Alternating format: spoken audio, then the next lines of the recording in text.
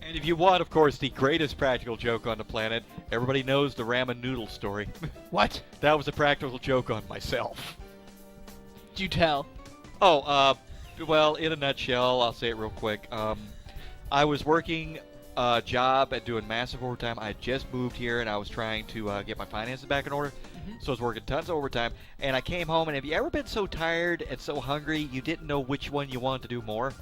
Yeah. So I was both hungry and tired, and I cooked some ramen noodles, and then I went to take a dump. Well, I fell asleep on the toilet, and the fire department came out with a burned ramen. And who have we got on the phone? Hey there, guys. It's Brasbar! Hey, Wes. And I understand you have a practical joke of your own. Oh, yeah. I have two from my original stint at college, the stint that I spent most of it drunk. Okay. This was, back in the early '80s, before most of the audience was born. I'm gonna go get a drink and tell you a story.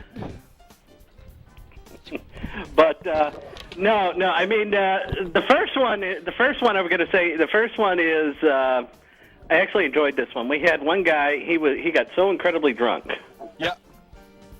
And he made the mistake. This was like a Friday night. He passed out on his bed in the dorm. So we had a guy who had just been doing some moving, and what we did was he had a pickup truck and cargo straps. Yep. So we took the cargo straps and we strapped him to the mattress. Okay. And he was drunk. The mattress. We picked up the mattress. We carried the mattress out of the dorm. You are turning on half the channel. Oh, my. What, are there mattress files or something? No, being tied down to a bed. Oh, yeah, it's a popular one. That's almost mainstream. Dang. Anyways, continue. Yeah. Now, needless to say, he passed out, and he was only in his underwear. But we had him strapped down to the mattress. He was so passed out, we picked up the mattress, we carried it out the door.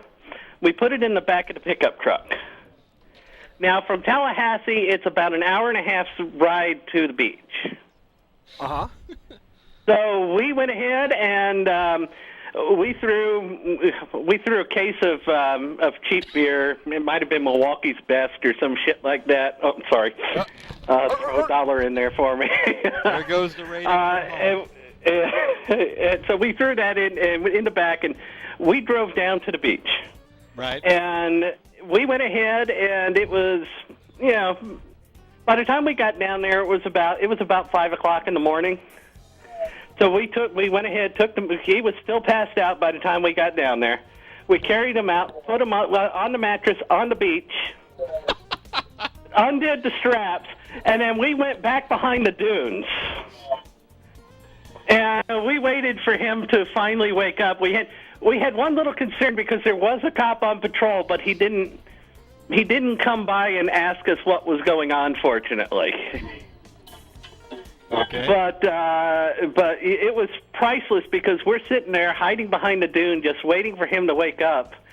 And it's like you watch him wake up, and he sits up, and it's like, he has that stunned look of, what the heck is going on? And then it's followed by 15 minutes of nothing but curse words. Well, he's still stuck. And we just let him, and we didn't do.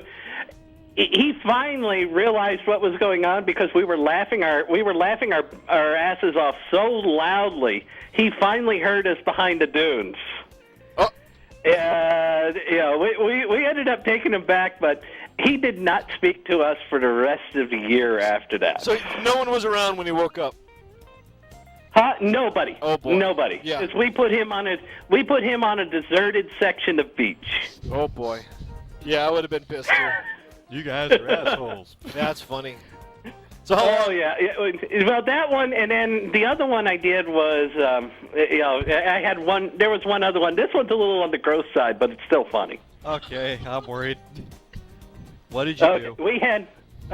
What we had is there was one night where the fire alarm system in the dorm had been malfunctioning. Right. So one of the brute jocks just decided to fix the problem by ripping it off the wall. So at that point, there's a fire alarm laying on the wall. So what do? I go ahead and grab it, and we managed to figure out a way to rig it up so that we could actually plug the thing into regular 110 power and flip a switch and cause the horn to blast. Okay. So we had another case where another guy passed out. Yeah, the common thread: you did not pass out in the dorm on your bed on a Friday night around us. Not around you, That's no. a bad idea. So a guy got completely drunk, and he was passed out on his bed. So we decided, okay, we're going to set up the horn right behind his head, Oh boy. and then we're going to trigger it. Yep. Okay. We do it. We trigger it. He sits up, going, holy. Backward. And then he just kind of fell right back in a passed out state. Right. But then the problem is we started to smell something. Oh, he pooped himself.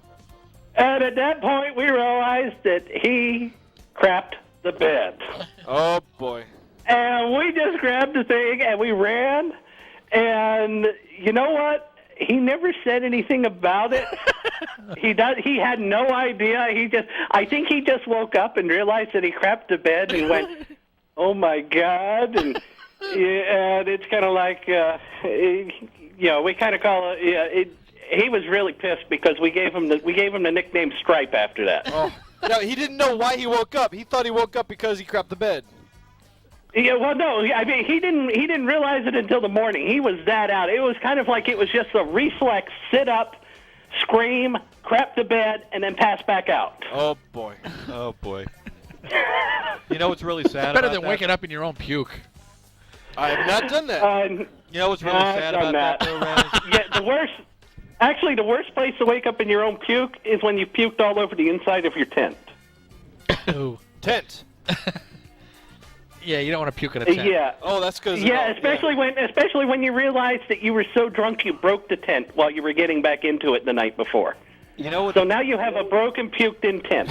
You know what the bad thing is? Do you just throw that away then, right? Yeah. Yeah. Just You know what the Yeah, bad you don't even try. You just say, okay, we're just rolling this thing up and it's going in the garbage. You don't even try to clean it out. You know what the bad thing is though about that story, Raz? What? It reminds me of something I did to my drummer.